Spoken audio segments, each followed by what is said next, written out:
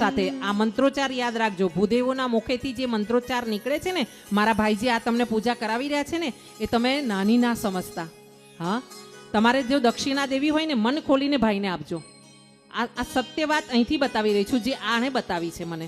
હા, હું એવું નથી કહેતી કે તમે તમારી જાતને લૂંટાવી દેજો, 500 રૂપિયા આપજો, 1000 આપજો, એમ નથી કહેતી. પણ બને ને એટલા ખુલ્લા હાથે ને ખુલ્લા હૃદયથી ભૂદેવને દાન કરજો. કારણ ભૂદેવનું જીવન આપણા સમાજને આધારિત છે. બ્રાહ્મણોને નહીં આપો ને તો ક્યાં આપશો? બીજે ક્યાં આપશો? દવાખાને જશો? દવાખાનામાં આપશો? એના કરતાં તમે એવું વિચાર કરો ને કે ભગવાન મારી આધિ વ્યાધિ ઉપાધિ દૂર થાય, મારી તકલીફો, મારા કર્મના સંજોગે જેટલી તકલીફો હોય ને એ બધી દૂર થાય ને ભૂદેવના આશીર્વાદ મળે સાચા. હા, એટલે ભૂદેવને દાન આપતી વખતે ક્યારેય પાછું વળીને ના જોતા. આટલી મારી વિનંતી છે તમને, તમારા ઘરે પણ બહાર પણ. હા, આવો. તમને કદાચ ખોટું લાગતું હોય, વધારે પડતું લાગતું હોય ને તો મને પાછું આપજો. હું તો એટલા મોટા મનની છું ને કે તમે મને 2 અપશબ્દો પણ બોલશો ને તો હું ત્યાંથી બોલવાનું બંધ કરીને ચૂપ થઈ જઈશ.